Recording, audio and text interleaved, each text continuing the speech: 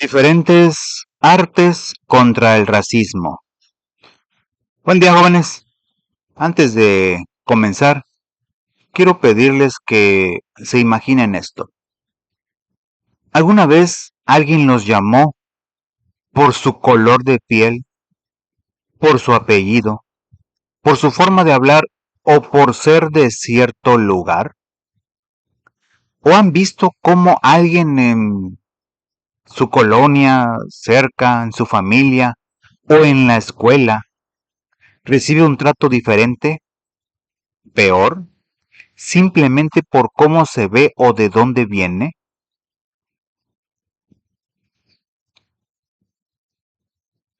Si pensaron en algo, si recordaron alguna situación, entonces el tema de hoy les va a hablar directo al corazón. Y si dijeron que nunca han vivido, nunca han visto eso, entonces les pido, jóvenes, que pongan atención porque a veces la discriminación ocurre frente a nosotros y ni siquiera la reconocemos porque ya la hemos normalizado. Hoy vamos a hablar sobre el racismo y sobre una herramienta muy poderosa que los seres humanos han usado a lo largo de la historia para combatirlo, el arte. Y el nombre que recibe esa combinación de arte y activismo social es el artivismo.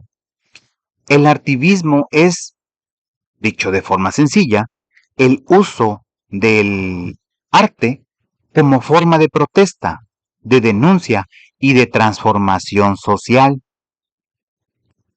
Es cuando un músico, un poeta, un bailarín o un pintor decide que su obra no solo va a entretener o emocionar, sino que va a sacudir conciencias, a exigir justicia y a cambiar el mundo. Y para entender el artivismo en toda su fuerza, hoy vamos a revisar varias canciones y textos que han marcado la historia, canciones que nacieron del dolor, de la injusticia, del miedo, pero que se convirtieron en símbolos de resistencia y esperanza. Vamos a viajar por México y por Estados Unidos y también por Colombia, y al final van a darse cuenta de algo fundamental. La lucha contra el racismo no es un asunto de otro país ni de otro siglo.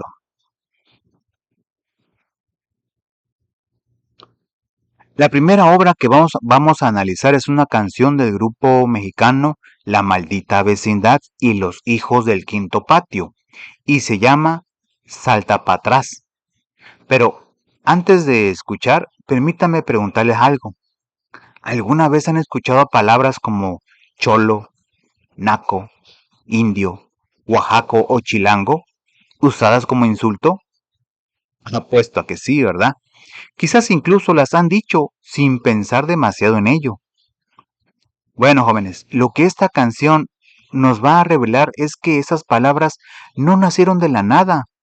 Tienen raíces de siglos, raíces coloniales, raíces de un sistema diseñado para dividir y oprimir. Durante la época colonial en México, entre los siglos XVI y el XIX, los españoles crearon un sistema llamado el sistema de castas.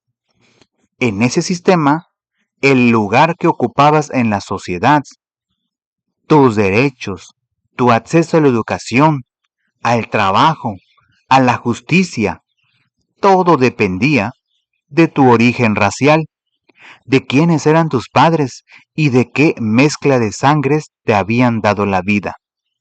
Por ejemplo, si eras hijo de español con india, te llamaban mestizo. Si eras hijo de negro con india, te llamaban sambo. Si eras hijo de chino con india, te llamaban jíbaro. Si eras hijo de español con albina, te llamaban salta para atrás. Ese nombre lo dice todo.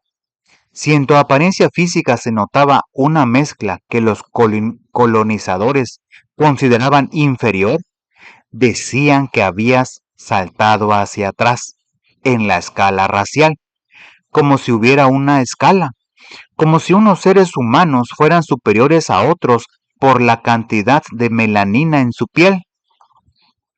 Llegaron a clasificar más de 50 tipos de mezclas y hasta había pintores cuyo trabajo era retratar familias en función de esa clasificación. Esas pinturas se conocen como cuadros de castas y pueden verse todavía en algunos museos de México. Piénsenlo, jóvenes. Había arte creado no para celebrar la diversidad, sino para documentar y justificar la desigualdad. Ahora, escuchen con atención el coro de esta canción que dice: colores y castas, herencia de segregaciones. Y luego añade algo que quiero que graben en su mente. Nuestras diferencias somos, no hay pureza. Esa frase es una declaración profunda. Nos está diciendo que no existe ninguna raza pura, que todos somos mezcla, que la diversidad no es un defecto ni un problema, sino precisamente lo que nos hace quienes somos. Y la canción va más lejos. En otra parte de la letra nombra palabras que todavía usamos hoy: nacos, cholos, chilangos, oaxacos, fresas, hipiosos, teporochos. Y nos está diciendo, todo ese hábito que tenemos de poner etiquetas a las personas, de separarlas en grupos y jerarquías, no es algo nuevo, ni inocente. Es la continuación de un sistema colonial que tenía casi 5 siglos de existencia. Quiero que reflexionen en esto. ¿Cuántas veces han usado alguna de esas palabras para describir a alguien? ¿Y cuántas veces se han detenido a preguntarse de dónde viene esa etiqueta? ¿Y qué mensaje manda sobre el valor de esa persona?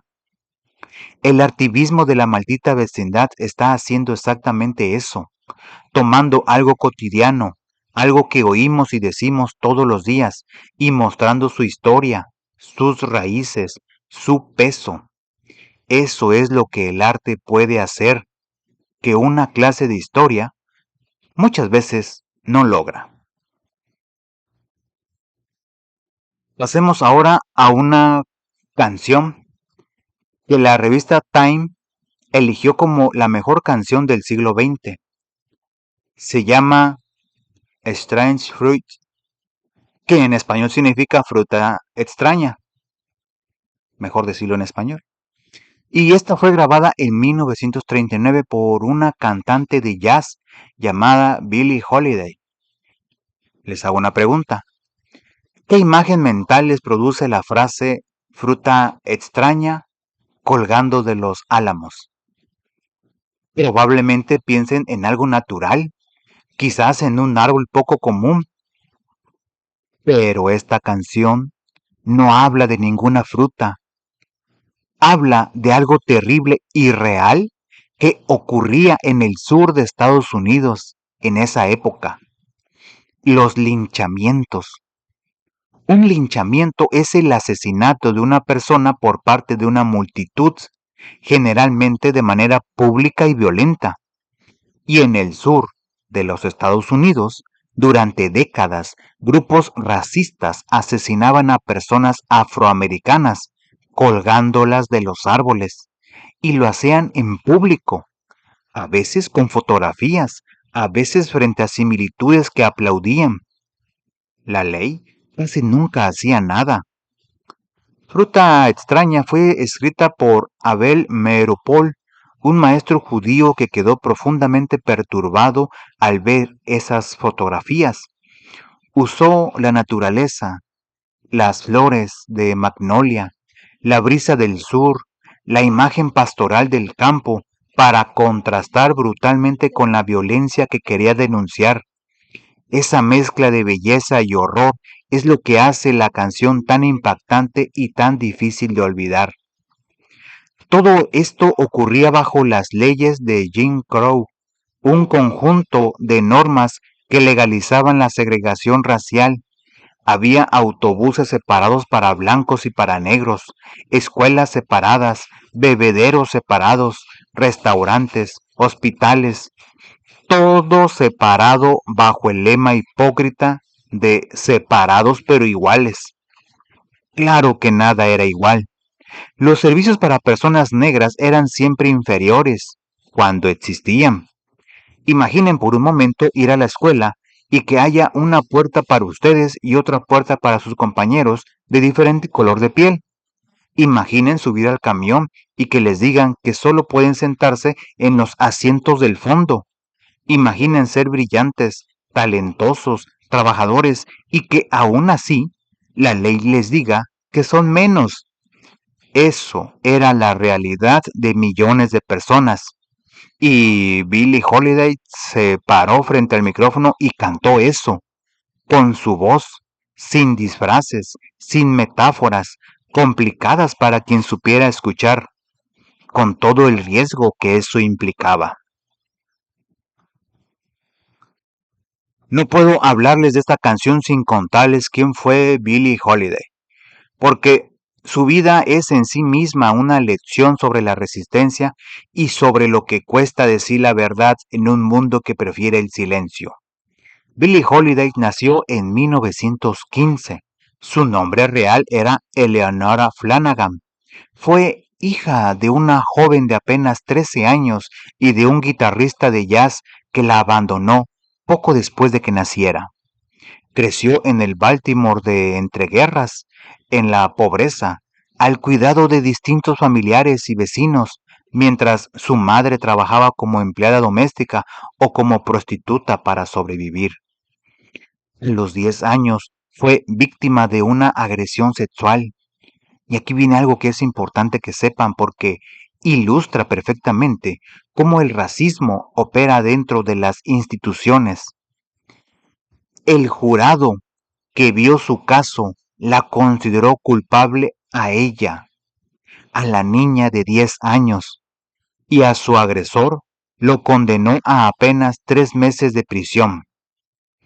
Después de eso, Billie fue internada en un reformatorio.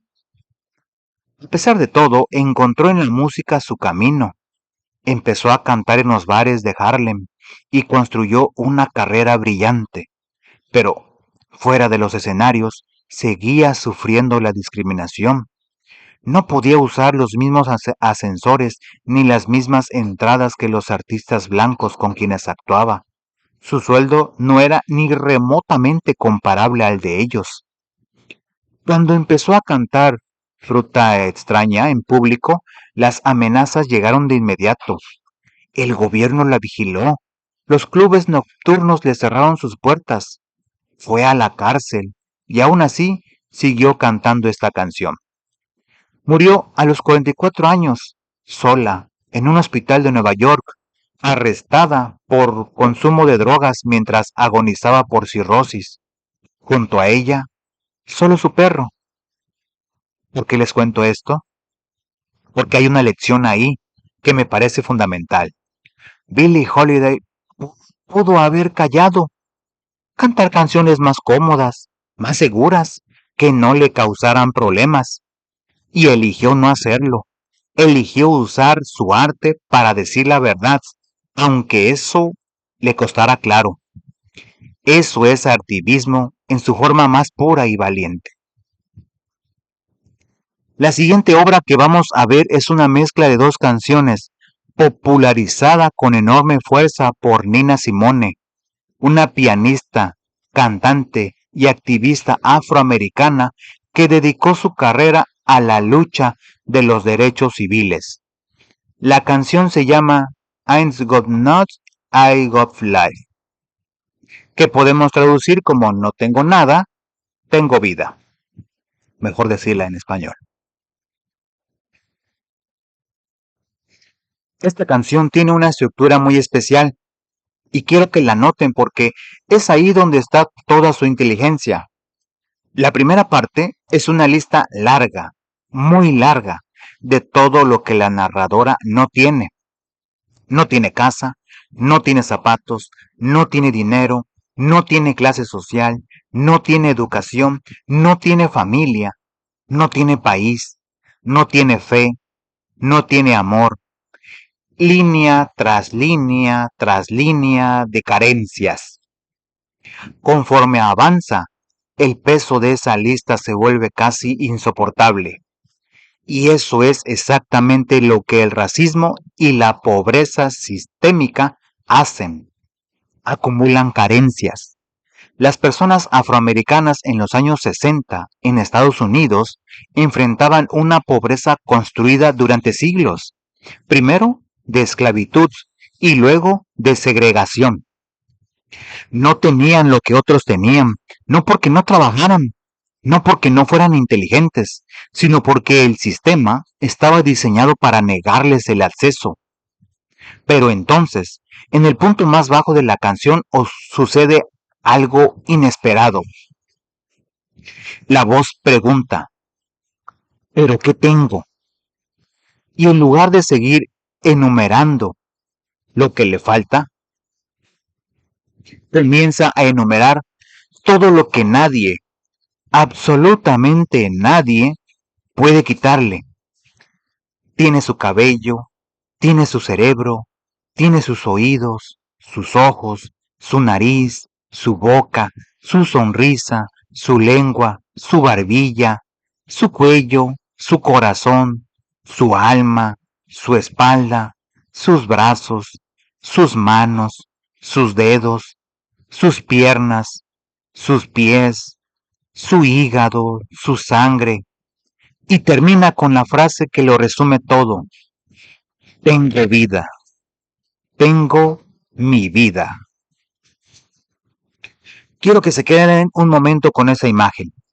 Una persona a quien el mundo le ha quitado casi todo, que no tiene casa ni trabajo, ni país ni amor, según la canción, y que aún así se para y dice, tengo mi vida, y eso no me lo pueden robar.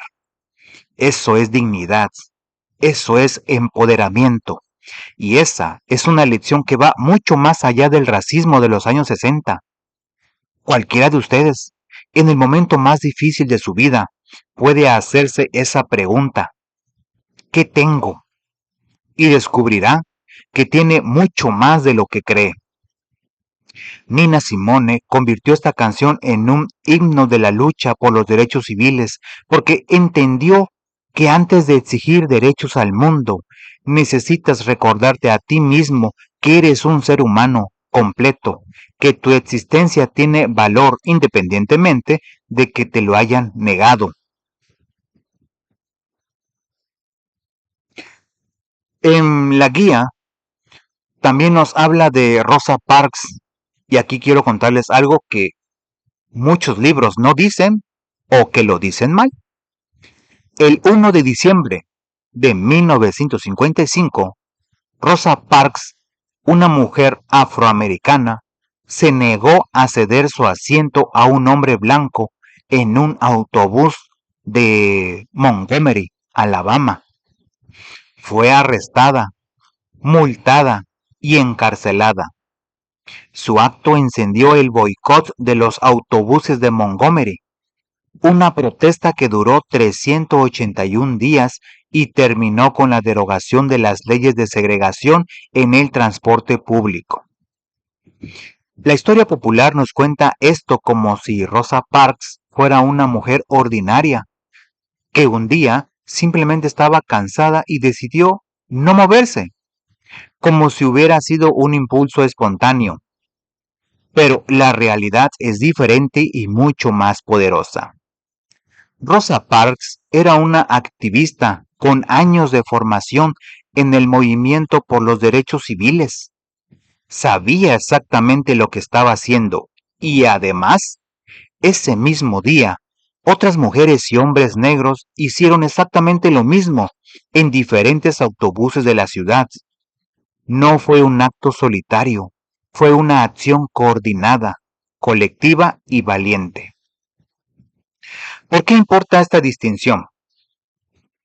Porque cuando convertimos la historia en el cuento del héroe solitario, el mensaje que recibimos es, para cambiar el mundo, hay que ser alguien extraordinario y especial.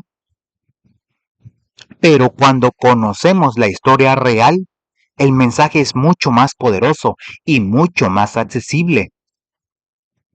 Los cambios los hacen las comunidades organizadas. Los cambios los hacen personas ordinarias que deciden actuar juntas. Y nos dejó una frase que pienso que es una de las más importantes que van a escuchar en mucho tiempo. Cuanto más obedecimos y cedimos, peor nos trataron. Piensen en eso, jóvenes. La pasividad ante el abuso no lo detiene, lo alimenta. Esta frase no solo aplica al racismo, aplica a cualquier forma de injusticia que enfrenten en su vida. Llegamos ahora a una de las piezas más emotivas de todo lo que vamos a ver hoy. Se llama Me gritaron negra y fue creada por Victoria Santa Cruz, una artista, poeta y coreógrafa peruana que dedicó su vida a rescatar y dignificar las expresiones culturales afrodescendientes. Este poema, canción, narra algo muy sencillo en apariencia. El momento en que una niña de apenas 7 años escucha por vez primera la palabra negra, lanzada como insulto desde la calle. Y lo que ocurre en esa niña es algo que quiero que sientan. Primero se pregunta, ¿soy acaso negra? Y responde que sí. Pero entonces viene la segunda pregunta. ¿Qué cosa es ser negra? Y ahí está el problema. Porque ella no sabe todavía lo que esa palabra carga, lo que esconde, lo que la sociedad ha decidido que significa. Y al escucharla repetida con odio, comienza a aprenderlo.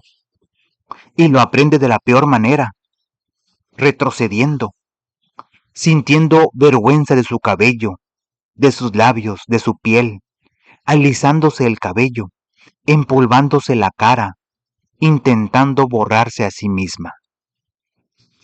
¿Les suena familiar?